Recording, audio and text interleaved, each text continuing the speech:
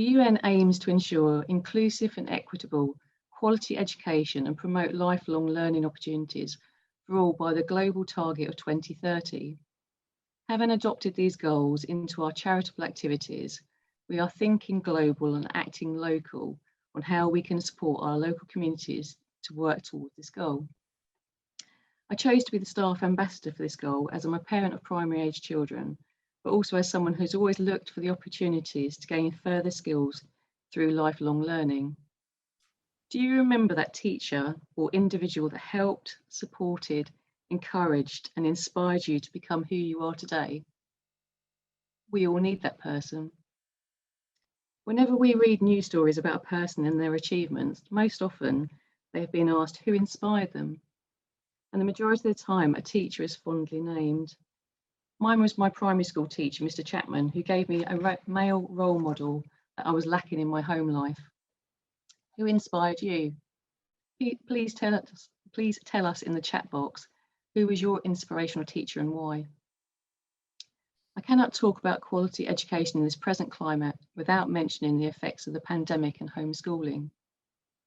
With schools forced to close, those of us who had to help our children this past year during the lockdowns with their learning now truly understand the time and efforts the teachers give to each individual child. We all have a renewed respect for the teachers and their schools in supporting and inspiring our children.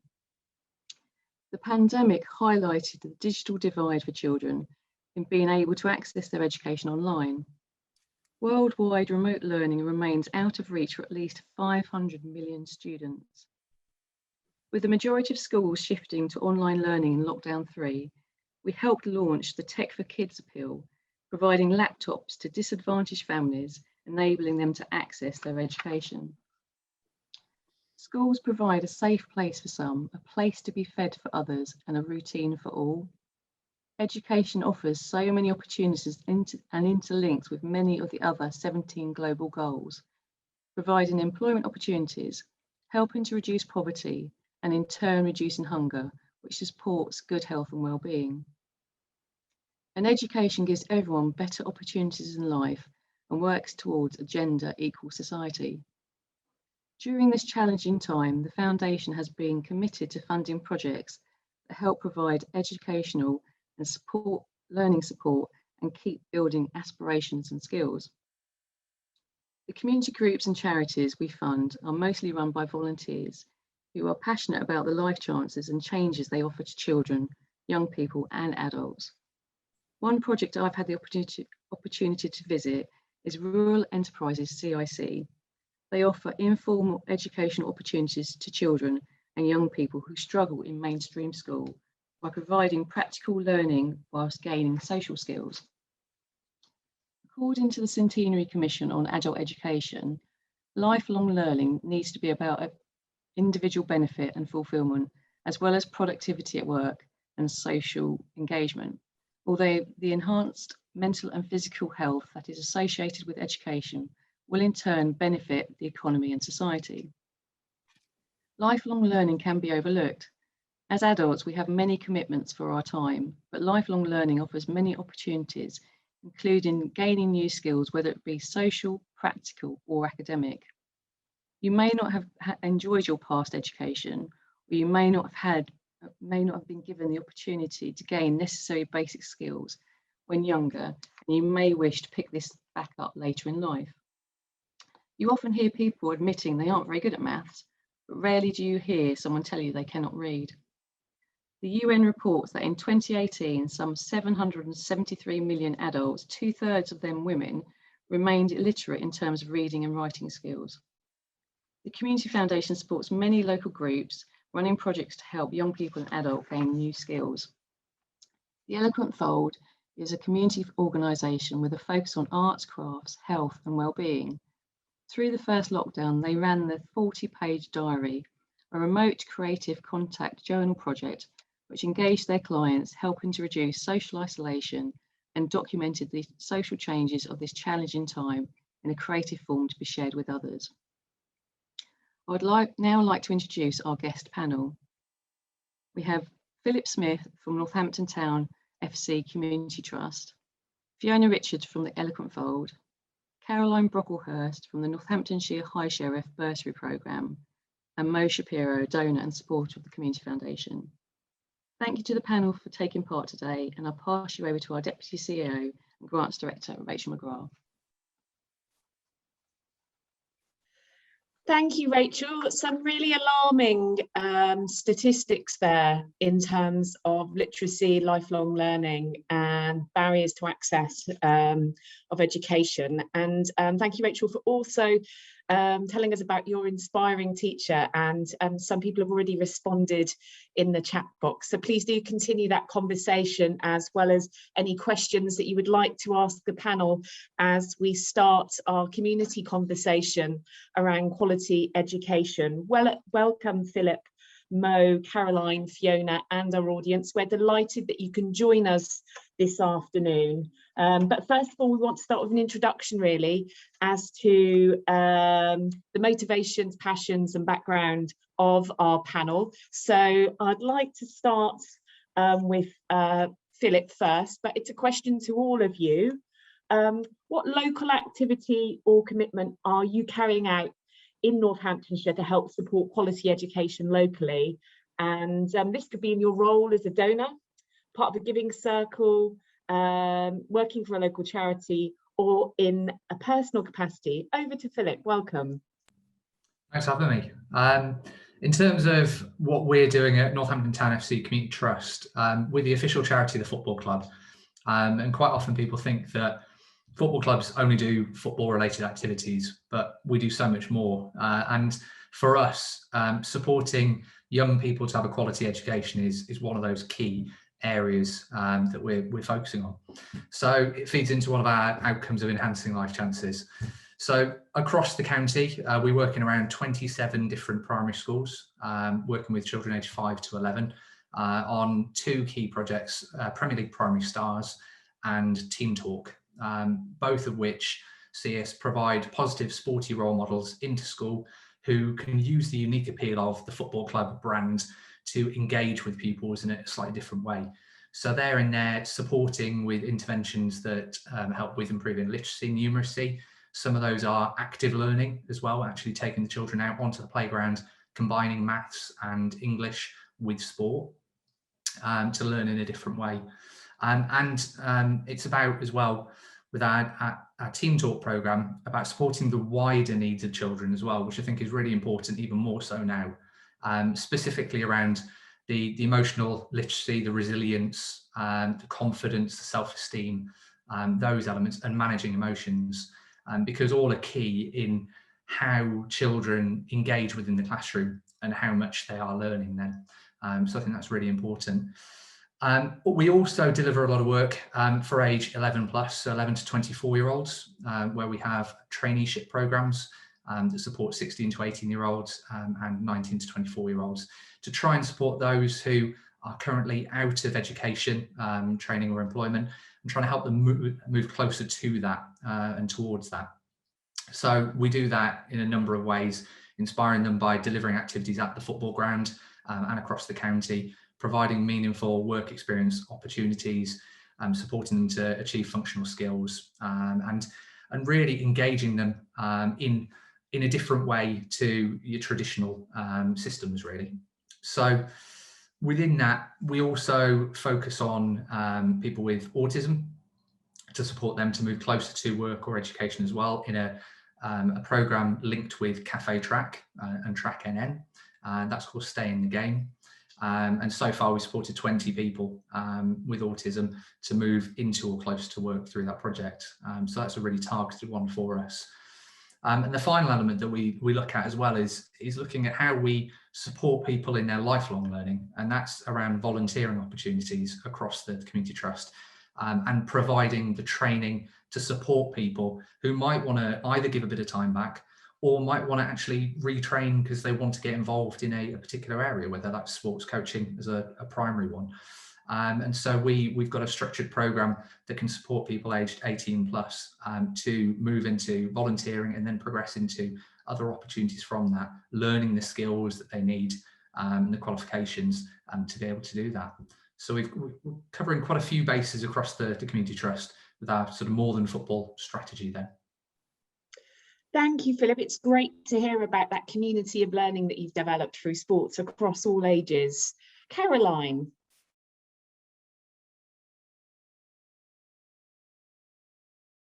You're on mute, Caroline. There we go, unmute myself.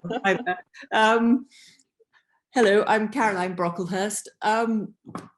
And in addition to the community foundation's educational bursary, which is run in association with Northampton University, we normally at the stud here where I breed horses, we normally have somebody from Milton College comes every year, and quite often somebody from the Spawn as well in Toaster, who want to be involved in either doing a course in animal welfare, which they do at Milton. And we have a very nice lad, George, who comes and does practical work here every year and is learning all about actual skills rather than just in theory. And we take somebody every year, and it's very nice that they can come and see us and do practical things. And we have in the past then taken on one person as a full-time member of staff as a result.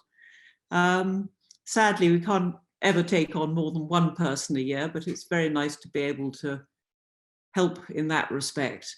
And then the other thing is the scholarship at Northampton University for a student from one of the many schools here in the county who would like to go to university, but maybe put off at the thought of the £9,000 a year fees. And it helps make a contribution towards their educational fees and hopefully give them the confidence to go on, take a degree and move on in life. If they have felt that maybe it's something that's not for them, hopefully it gives them the confidence that it is something they can do. It's available for everybody, and to move on through that. Thank you, Caroline. We know how life-changing educational bursaries and scholarships can be to somebody's life journey in terms of their career aspirations and hopes. Over to Mo. Hi everyone, I'm Mo Shapiro. I'm here in a variety of capacities, I think, because I've been in and out of education all my working life, and started a long time ago with the Open University, where lifelong learning was suddenly a whole new thing, and it was brilliant, offering learning opportunities to lots of people. I also worked for many years as a public speaker and would help people, train people in public speaking and communication skills, so that I guess in that sense more of my education has been with adults through businesses or personal courses. And now I tend to help with my local school with various projects. And my other key interest is as an actor. So I work with the school, helping them with vocal warm-ups. And some years ago, they were in something called the Big Sing. I got them all ready for that. So that, because I do believe that education happens all the time. And it's great when it's in a formal setting. It's also great when people don't know they're learning. I think sometimes the best learning happens when you don't even realize you're doing it. So as in terms of Community Foundation, I'm delighted to be able to be a donor and support the projects that the Community Foundation is involved in. And again, these are, I think, generally overtly or covertly educational, because just interacting with people helps us find our education. And yeah, that's me. Thank you, Mo, and highlighting that education can happen in many settings, and really great to hear about your passion about lifelong learning and also your expertise in public speaking and the theatre. Over to Fiona.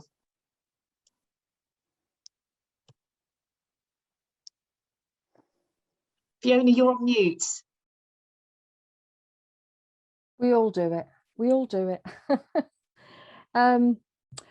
I'm Fiona Richards from the Eloquent Fold, and I'd like to talk about the beginning of last year when the world suddenly changed, and there was myself and Carol, who's also from the Eloquent Fold, and we were sitting there, and Carol's always the glass half empty and I'm the glass half full, and we're saying, well, what we're going to do, and we need to do something, because we have a fabulous group of ladies who are going to need our support. And knowing that many of these ladies have a phone, may have a laptop, may have a tablet, not necessarily have the skills they need. So since last year, we've been providing a variety of creative activities and projects for these ladies, which include arts and crafts. Our age range is between 55 and 86, but it has slid down to 15. You know, we've had sort of like a mini intergenerational project, which was processions in 2018, where we were commissioned to design a banner to celebrate some women getting the vote, which was then taken down to London with most of the group, including our lady of 86, who although she was determined that, yes, she couldn't walk it, and that was a negative for her, we were saying, yes, but you need to be there. So we managed to get a wheelchair and we wheeled around, and she absolutely loved it, you know, the whole atmosphere and everything. So we've been supporting women who have been shielding due to health reasons, and also have been advised to go into isolation because of their age. But also we've been supporting women who have been unable to go to work. The majority of these women we have empowered by giving them the opportunity in a very gentle and encouraging way to be more digital savvy. Most, as I've said, most had some sort of technology that they could use. And I would say the majority would know the basics. Then Zoom came. And I don't know about anybody else in the room here. Didn't we have to learn how to do Zoom? Pardon, I can't, you've got it's switched off and all this. But imagine doing that to somebody who has got low digital skills. Over the phone, you can't see their screen. And that's what we've been doing. Well, I say I've been doing that part because I'm the techie. So we were fortunate enough because we're both associate artists are made with many. So we're very, very grateful that they allowed us to use their professional Zoom account, which meant that we didn't have the 40-minute cutoff. Can we sign in again? Because that would have just caused so much confusion amongst the group. Everybody had a written tutorial, but that's not suitable for everybody. We're not all cut from the same mold. Some of us are visual learners, and all the different ways that we learn. So they had a written tutorial, and whenever we had a Zoom, it was up to me to go round and ring individual people and say, right, what have you got on the screen? And bear in mind, we have Macs and we have Android and we have iOS. And I have never been on Zoom on the phone in my life, but I can talk you through it if it needs to be done. And then we'd have some weeks where, you know, somebody you could feel across the phone the stress levels going up, and say, right, it's not a problem. We don't have to do this week. We're going to try next week. So it was that very much reassuring that everybody can do these skills, but at their own pace. And we set this Zoom up as a way of connecting, and we are still running it voluntary from the beginning. We used to incorporate it into our projects, and then when funding ran out, we said, you know, we can't just stop. This is a valued resource, and we've had that feedback from our group that being able to connect both creatively through conversation and obviously online has been such a life raft, you know, because they can see, I mean, I've had them going, I don't know if anybody knows Discord, which is a gaming version of WhatsApp. It's very similar to WhatsApp, but it's a gaming version. I've even got them on there, and so that they can share any images or anything they're struggling with, or anything they just want to have a chat. So I think the proudest thing with what we've been doing is when you have somebody in their 60s that does Zoom on the phone is now teaching other people. That is a real achievement, I think. I hope that's everything I can offer you. That's okay, Fiona, thank you so much. And we know the Eloquent Fold has been such a vital lifeline to many people, and not only have you built digital skills across the community that you've been working with, but you've provided emotional and wellbeing support alongside inspiring people's creativity. And we're glad you can join us on the panel today. So that's the introduction to our lovely panel, and keep putting your comments in the chat section, whether that's either about your inspirational teacher or any questions that may come to mind as we continue our community conversation. So over to the next question. Michelle Obama once famously said, the ability to read, write and analyse, the ability to stand up and demand justice and equality, the qualifications and connections to get your foot in the door and take your seat at the table, all of that starts with education. So with that in mind, this question to our panel is, with further resources, what local solutions would you like to see being funded? And are there any specific immediate quality education needs you think are an urgent priority? Over to Phil. I think from my perspective, the challenge of COVID has brought a lot of future challenges that we're going to have to address. And looking at it from the young person's perspective, particularly primary school, secondary school, I think there's going to be a lot of challenges with the catch-up side of what has been missed. Teachers in schools have done a tremendous job, and they've been going throughout the whole pandemic. I think a lot of people forget that, but the importance of catching children with what they've missed is going to be a key thing to really focus on, I think. And I think it's also about, as I touched on before, it's about building those wider skills in children, which it's going to be even more important now around the resilience, around the self-esteem, the confidence, the getting back to some sort of normality. Whilst we're still not at a normal, life has to go on, and we've got to try and prepare children and young people to continue to deal with these sort of challenges of not seeing their friends or not being able to do things, and how to manage and deal with that.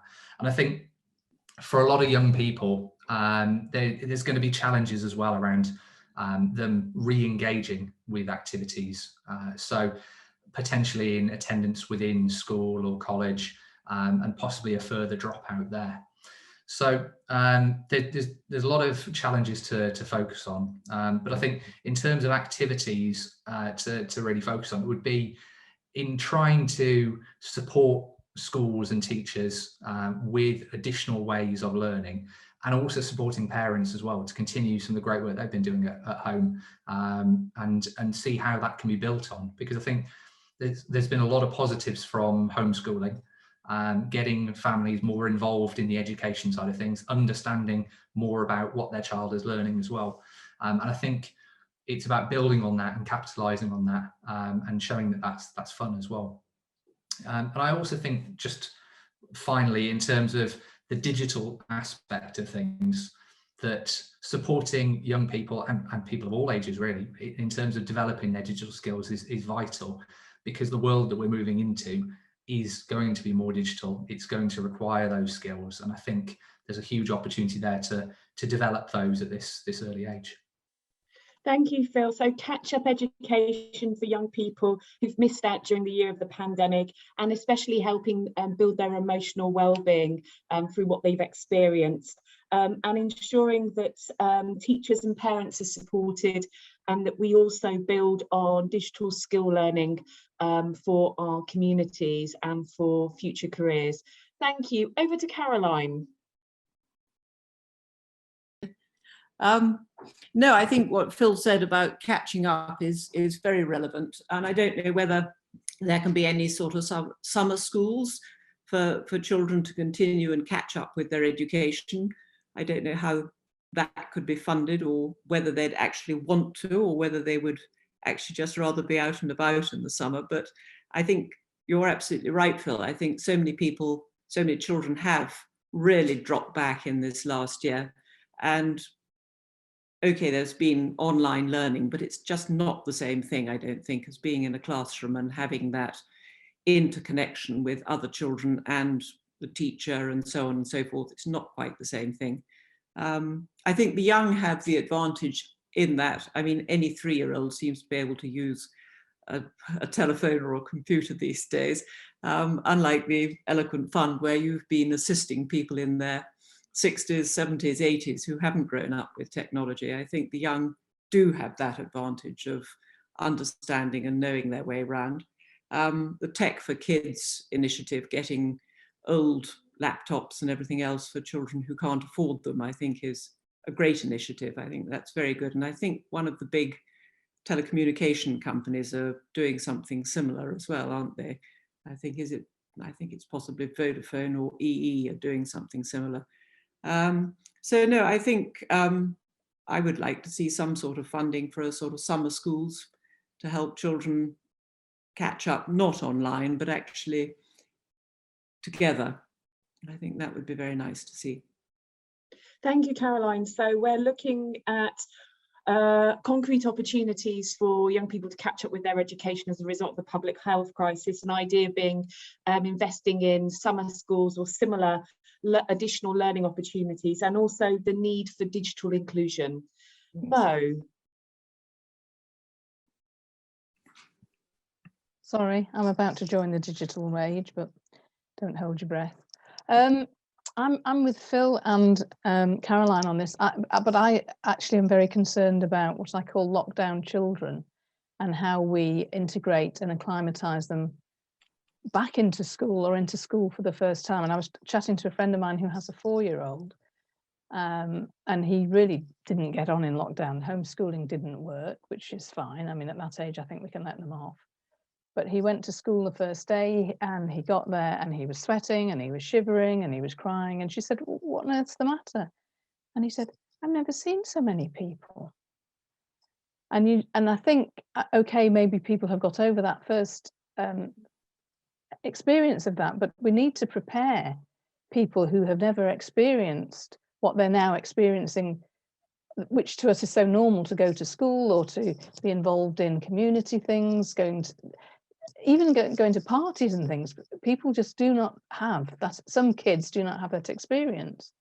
And then I think, taking that on, I also am a member of a group called Enhanced Fitness Digital, which is an online keep fit.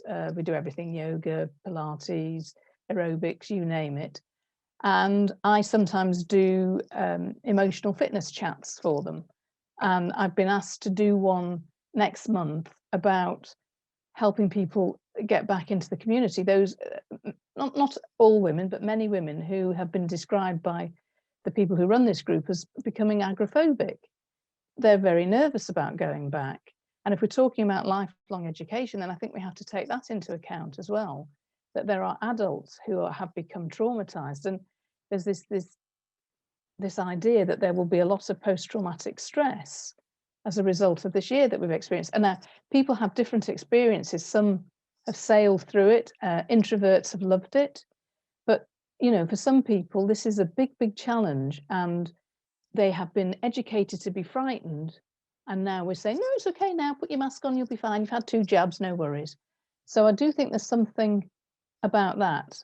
And then I agree totally with what Michelle Obama said, but you've got to have computers now, exactly as Phil was saying, but you've got to have access to them, and you've got to have a desire to use them. A friend of mine's mother will not use a mobile phone. She will not use a computer. She's completely disadvantaged in the way she runs her life now. Now, she may be, you know, maybe we can't do anything about her, but we maybe do need to start talking to, a bit like Fiona was saying, you know, the phobic adults, and getting them to do things so that they can then work with their children and their grandchildren in the age that we are going to be living in. Thank you, Mo. So I think that's a point about, in terms of, in order for people to feel confident to go back into education settings and schooling and lifelong learning, we need to really address the adjustment from being in a pandemic to coming back to some semblance of normality, and therefore making emotional and mental well-being a priority in the community so that people feel confident about building social connections.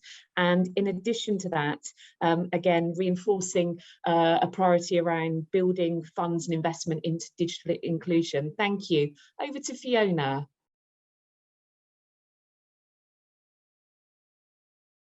You're on mute, Fiona. Whoops, I've done it again. Very Britney Spears. Yeah. I was jotting notes down as you were all talking there, and yes, I do agree with you, Philip, on certain aspects. Yes, it definitely has been hard for teachers. I have first-hand experience because I have a niece who had only just started teaching 3 months before it all started. So and the amount of work these teachers have had to do, just horrendous. And you know, I know one school locally that all the parents kicked up and said, you know, this is not working for our children. Our children need to come in. So basically, they had the whole school back. So you know, as for catch up, I don't agree with that at all. I do not agree with that at all, because why add extra pressure on the children and the teachers? Just go from where you were and just go from there. My son is currently at college. He's on the last year of a games design course. And one piece of advice I've given to him, I says, you've got to understand that, okay, you've had this big, huge hiccup in the middle of your course, but when you come to do your CV, people who are, you know, offering jobs, they're going to have to look at these youngsters coming through and think, well, hang on a minute, they've survived this. They've had to work under quite extreme difficulties. And yes, it will put things back a little bit, but does that really matter? As long as we get there in the end. Onto my little answer now. So when I was writing this, I was looking at it from my personal perspective, and I believe whilst we've got a one size fits all education system, I honestly can't see how we can move forward for a true state of quality education. I come from a standpoint of a mother of an autistic son, and I've had to fight every step of the way to ensure he achieved. I taught him his digital skills, which I acquired in the 80s, and I don't come across many people in my age group that have got my level of skills, even on the phones. And this was one thing that he could call his own and made him feel equal to his peers, not the boy with special educational needs that was sat on a separate table. This early experience, which is not uncommon for those who need that extra bit of support, shouldn't happen and needs to be addressed. My son, now at college, is very critical about education, the education he receives, and often will comment how dilute a course is in content. It definitely doesn't do what it says on the tin, is the usual phrase I get. There seems to be a constant lack of funding to provide a more tailored approach to learning. For example, NVQs seems to have disappeared, to be replaced by RFQs, which I've looked online and I can't find any local suppliers.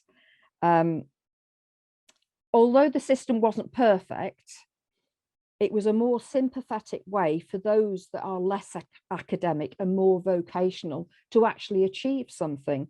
I mean, I was part of the system many years ago as an assessor, both internal and an external assessor.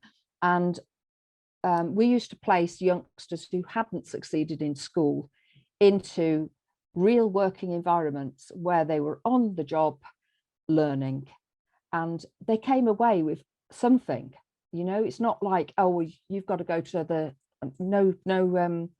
I'm apologizing to anybody who does work in a factory, but you know, it's that thing of you're going to work in a factory because you haven't achieved now. So it's that throwaway.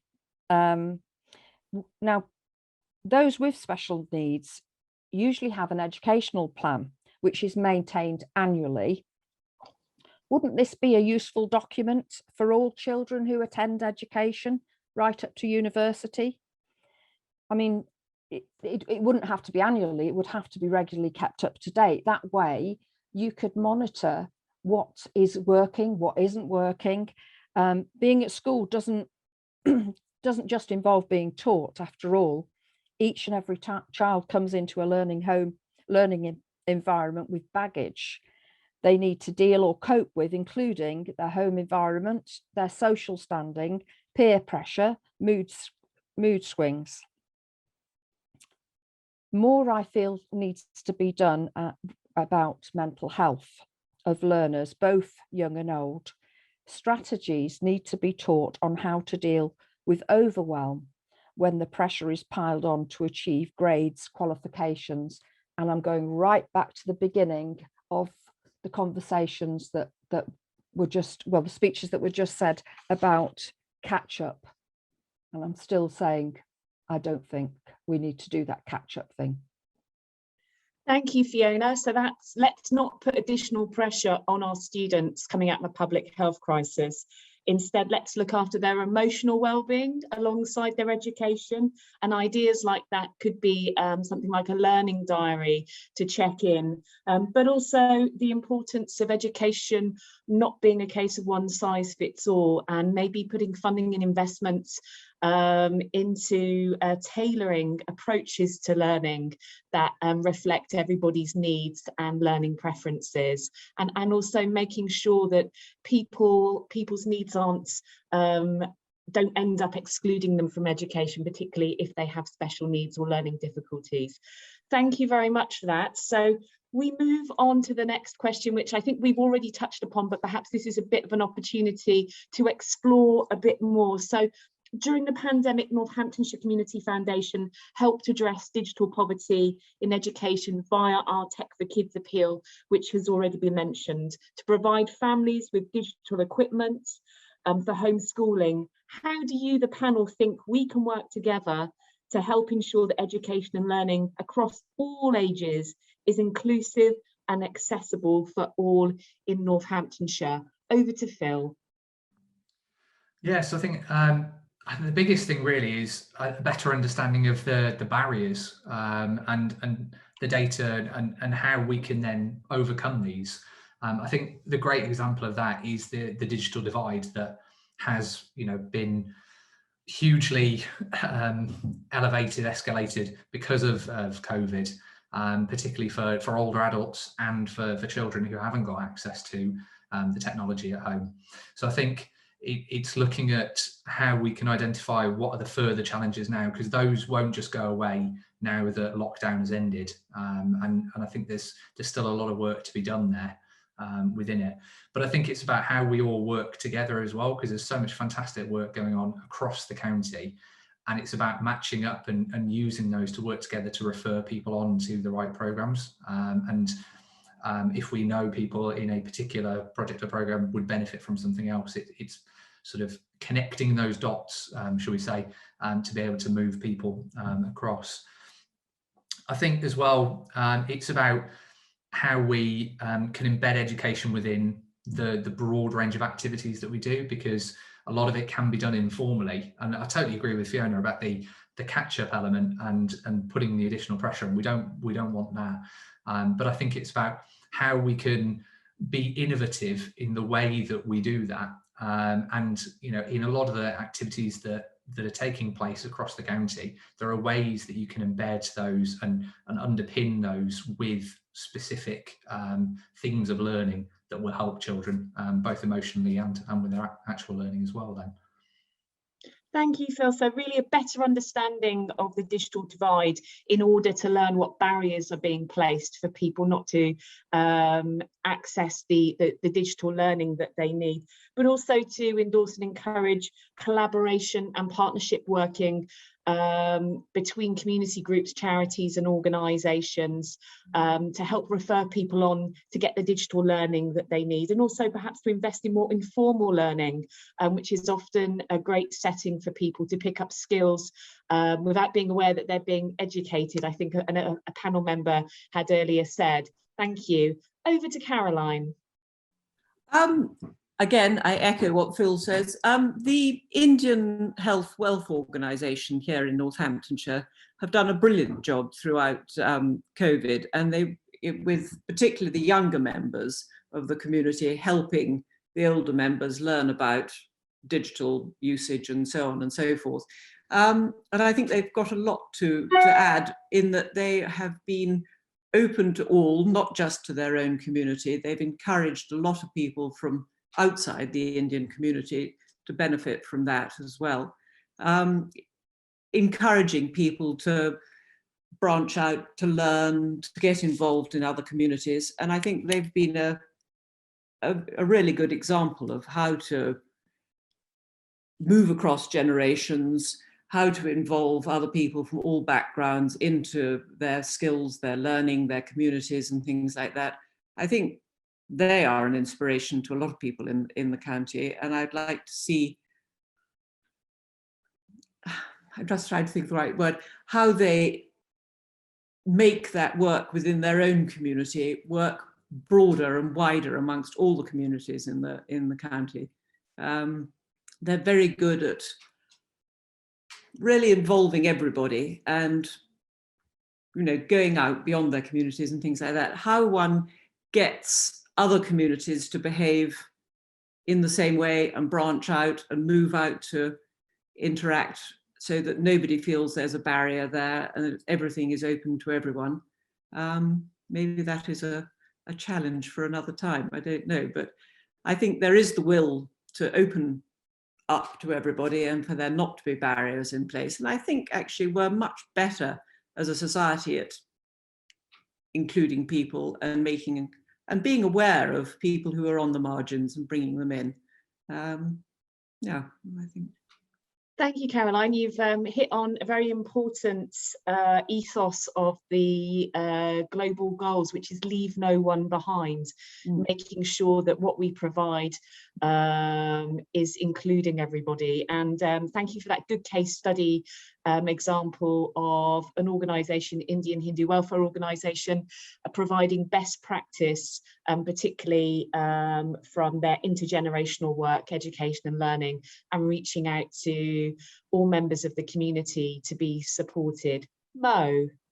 Yeah, there are so many things. I mean, I talked a little bit before about getting people to have access to digital equipment, computers, and then how on earth we educate people to use them. And one of the things I was thinking about was whether there's some way, maybe from schools' homework or projects that involve everyone in the family, so that everybody has to be involved in what they're doing. And I know and it might be a parent, it might be a guardian, it might be a carer. I suppose we're talking in ideals here, but also to know which families need more than one computer, because I know it's been very hard for lockdown children who've had to wait in line for the computer. You know, there's maybe 3 kids and one computer, and I know you're doing as much as you can to help with that.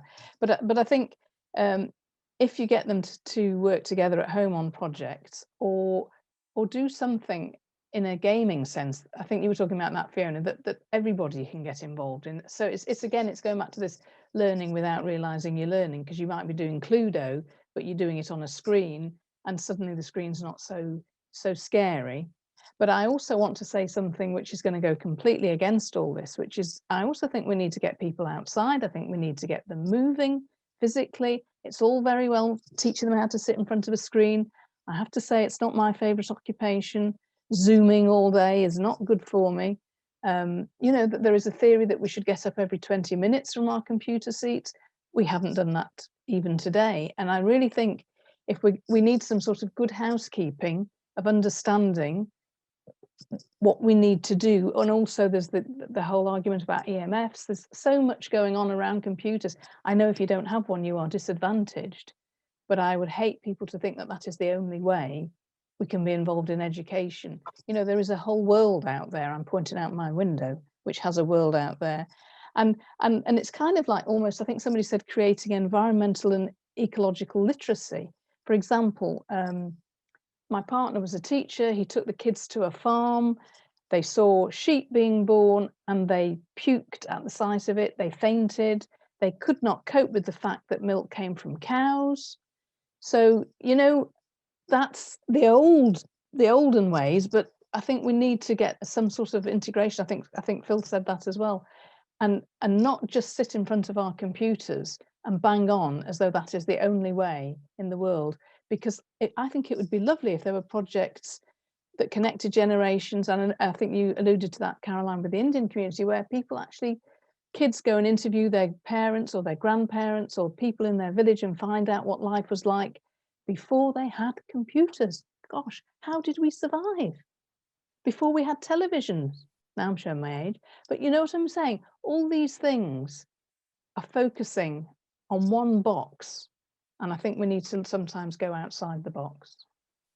Thank you, Mo. So that's looking at approaches that support family learning, families learning together, and also identifying, investing more digital equipment for families on a low income who maybe only have access to one computer. But aside from that, in balance to digital inclusion, perhaps there also needs to be a case for building education and learning around our natural world. We've heard so much in the last year about how green spaces, free accessible people's palaces outside our doors have been referred to as the natural health service, and perhaps we need to have some environmental and ecological literacy programs happening alongside intergenerational activity to build those relationships across the generations. Thank you. Over to Fiona. You're on mute, Fiona. I love talking to myself, don't worry about it. I'm so pleased to be the last talker because, you know, you've all echoed things that has been in my head, but I can't necessarily write down. I'm dyslexic, so the words sort of, they make sense to me at the time, but then when I'm reading them back, I'm thinking, maybe not so. So I just want to, I have got a really, really positive story to share of a in the room workshop that has recently gone on in Corby. It's by another organisation called Community Arts in Corby, and they were working with young mothers, new mothers, you know, so they've not had chance to have the mother and baby groups. And I was having a conversation with Kate from Community Arts, and she was saying, we met up at Westley Community Centre, so they've never had any new workshops in the room sharing happening. And she said, what we did is we took all the mothers out for a walk on across the West Glebe, and you know, showed them a different way into the West Glebe, which is a bit easier for the pushchairs and prams. And she said then we let them take some photographs of what they saw around them, and then we strolled back to the centre, made some drinks, and she said not one of these mothers knew each other. She said we knew one lady who had been with us on a previous project, and she said there was just conversation. There was just conversation because, and at the end they were chatting and how have you felt and everything. And one lady said, I haven't had the chance to talk to another mother, another new mother, knowing what their experiences is like. And I just thought that was so beautiful. So that covers your outdoor and your indoor. So you're allowing that space to evolve into something exciting. The disadvantaged, digital disadvantage that keeps coming up rattles me a little bit because it's been forced upon us. It's not a choice. How many times have you tried to, well, even simple the doctor's surgery now, you've got to do it online. And there's so many people out there that haven't got a clue. So it's forced. They're not disadvantaged. They either don't know or they don't want to. My husband doesn't have a mobile phone. He just can't stand the things, you know. So it's not a disadvantage. Quite often it is a choice. What was the other thing I wrote down here? I'll just get on with what I was going to say. So digital poverty and literacy has become ever more apparent during this past year. I think the difficulty is in the level of understanding and skills demonstrated by the parents and grandparents, which is going back to the point of trying to create some sort of shared learning experience. At some point in our lives, we will all come across a situation which takes us out of our comfort zone. And as technology moves forward, the older generations get left behind, many presuming that they haven't got an interest in it, when in fact, it is often the fear of the unknown or trying something new that forms an obstacle. I remember how technology changed from your video and your television to all of a sudden there being a spaghetti junction behind the television. And I'm real tech savvy, but when it got to that point of all these wires, I was like, do I really want to do this? Has it got to the point where it's really not worth it? So having an intergenerational learning space available to help young and old share skills would be one way of bridging that gap. All too many times have I heard how an older person in their 60s buy a phone and don't know how to use it. Well, no, not actually. They can ring somebody, but that's about it. Then someone helpful, relative in their 20s, 30s, show them how to use it. Only they don't actually show them how to use it. They take the phone off them, tap a few buttons saying, if you want to do this, you do this, this, and this. And if you want to do this, you need to come out of that and press this, this, and this. So if the provision was made for adults, then surely this would help to make better connections with the family to learn. Education, I believe, starts at home.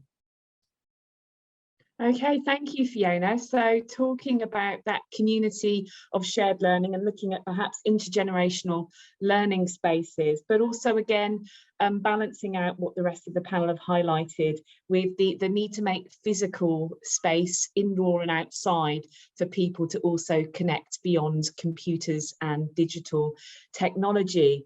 So we move over to our last question. This is the big vision question.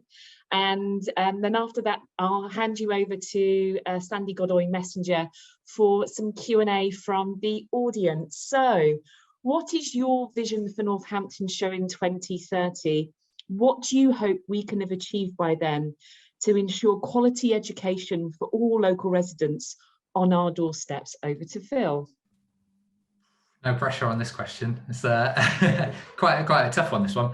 I think for me, if we're looking at the blue sky thinking side of things, it's about more people achieving their potential and actually using the education in a range of ways, informal and formal, to be able to help them get there. I think the biggest challenge that needs to be overcome over the next few years is closing the gap between the people from a poorer background who at the moment are sort of less well off in terms of the education side of things, and we want to try and close that by providing more engagement and opportunities for people to be engaged, and hopefully that leads to a reduction in people outside of education, training and employment, because we're giving them the skills in a way that's right for them. I think it's that individualized approach which is really key. Because you're right, everyone learns in different ways. Fiona brought up a number of key points on this, and I think it's about looking at the person and helping them to get to where they want to get to, which is really important. I know through a number of our projects, we've seen, particularly for people with a disability, when they get to age 16, it's about them falling off the map, really. And it's about providing more opportunities there, so that there is that equality across the board with, it doesn't matter whether you've got a disability or not, you're able to have the same opportunities, I think is also really key.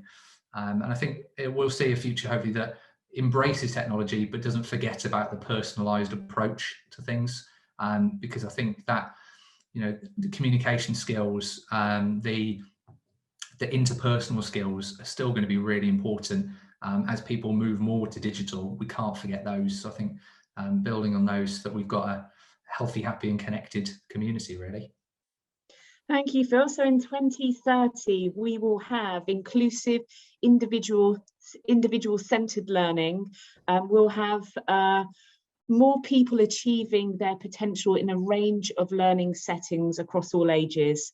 And we will have work towards closing the gap in educational attainment so that young people and adults are getting into the jobs that they want to, and being able to build on their aspirations. Thank you. Over to Caroline.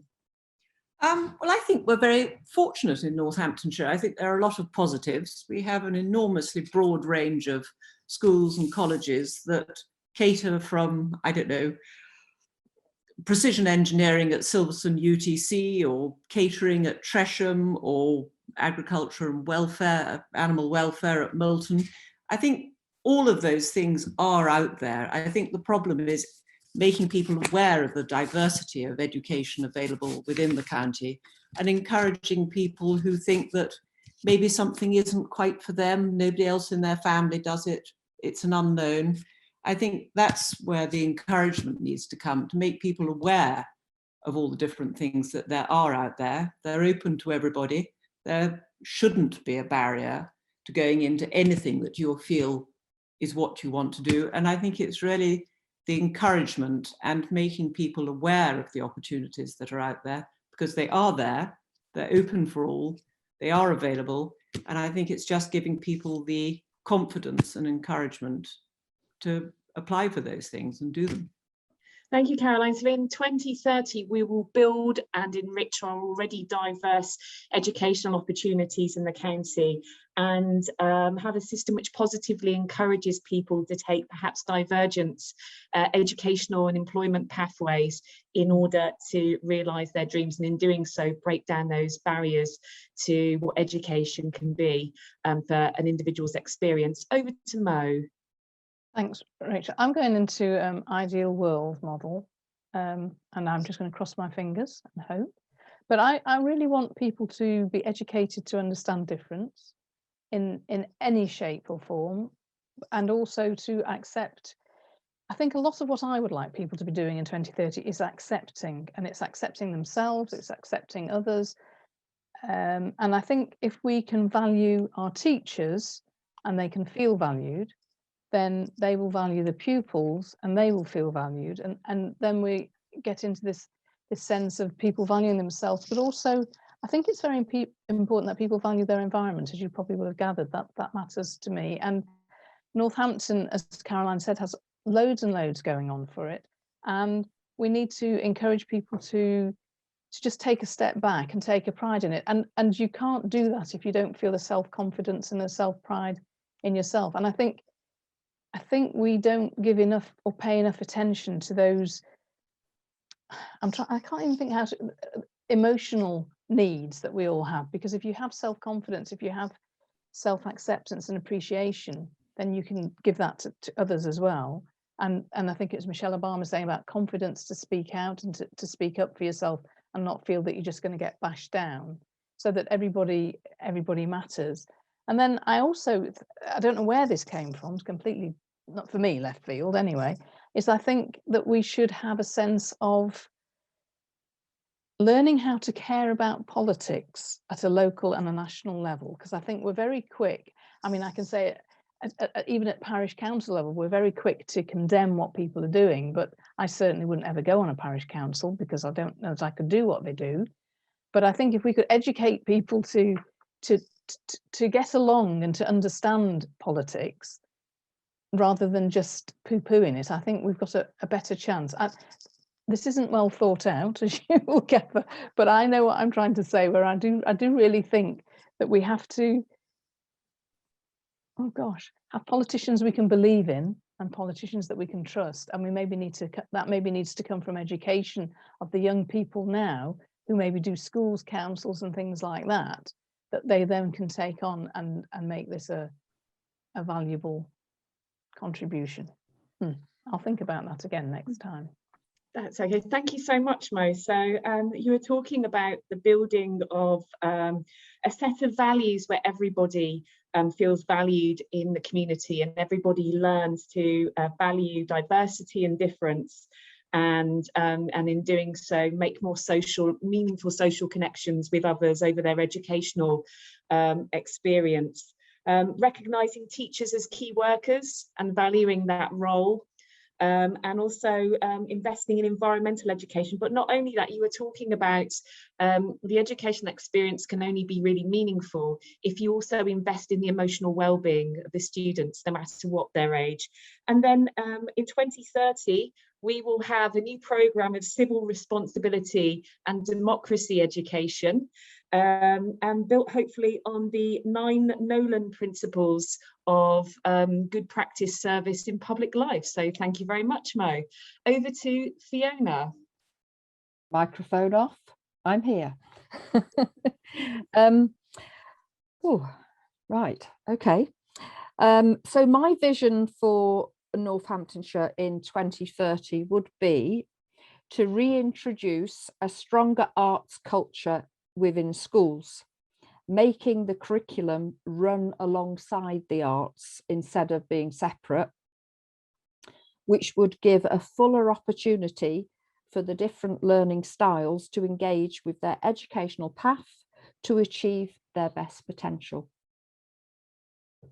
Thank you, Fiona. So investment in arts and culture across our education systems, building on people's creativity and also their different learning styles to build confidence, but also to recognise the value of arts as an educational subject in itself. Thank you so much as a panel. I think by 2030, we will definitely have, based on your responses, quality education, or certainly a long way on the pathway to quality education within our county on our local doorsteps.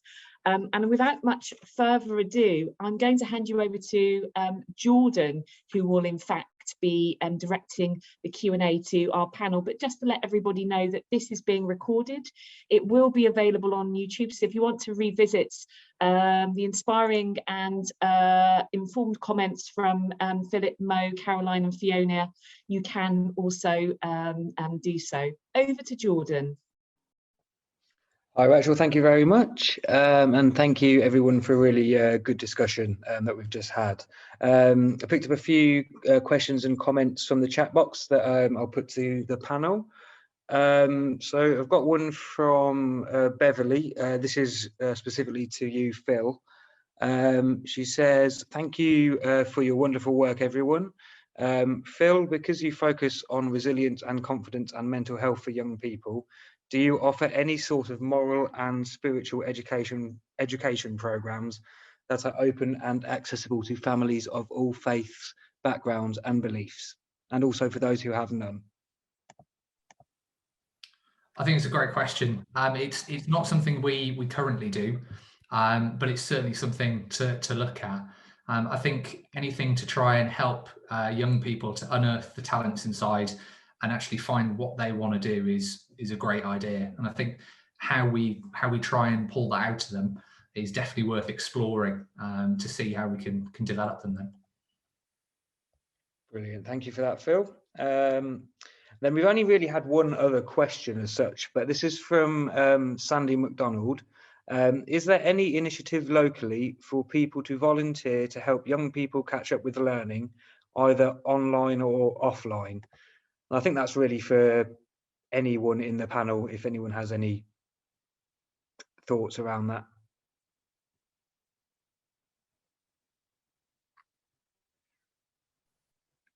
I think that's probably a no, that not anybody is currently aware of any, but I think Fiona's just turned her mic off and may want to answer.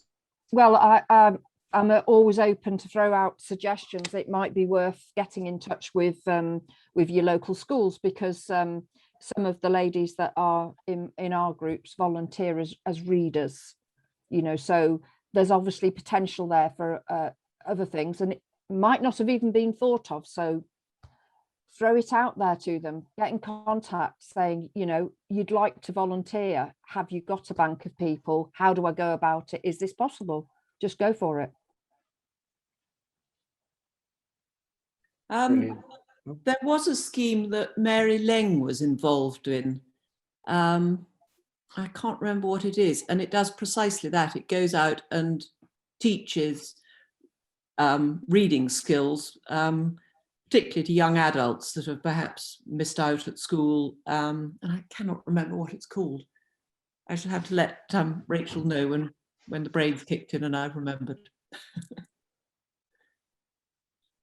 Brilliant, thank you, Caroline. Unless anyone else has got anything to add, that's all the questions that have been asked, but I'm happy to share some of the comments around school teachers. I've noticed quite a few responses to those.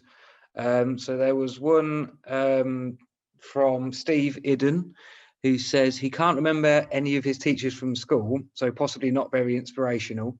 However, two people who have been excellent and inspirational teachers are two of his previous managers, Jane and Rebecca, who both instilled a passion for lifelong learning. So I thought that was quite a good comment there from Steve. Liam Condron from around his remedial math teacher, to whom he says, to whom his success was important despite his continued weakness and monumental skill and intellect in a context where he was marginalized because of his race. And I think that was again a really important point there from Liam.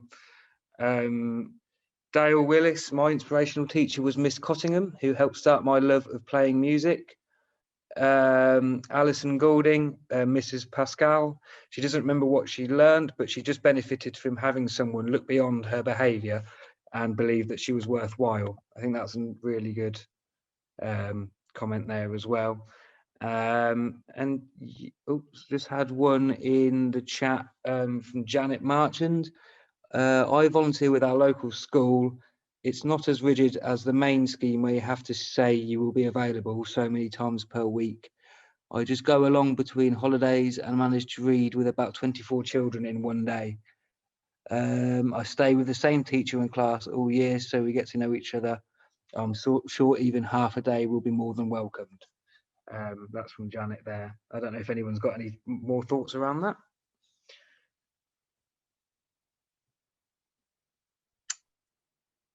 Okay, well, I think Amanda Laufer has just put in a suggestion in the chat box, which people can catch up on. And I'd just like to say again, a thank you to our panel for helping us navigate this conversation around quality education. This will be available on video, and what our next steps will be is to, out of this conversation and discussion, come out with 4 action points that we will work towards in terms of our work, grant making and working with our donors to ensure that we can build on the experience, local intelligence and learning. But thank you all for taking part on this lovely sunny day. Please do step out and experience some nature as recommended by our panel, and get away from the Zoom. And we hope to see you all very soon. Thank you for taking part today.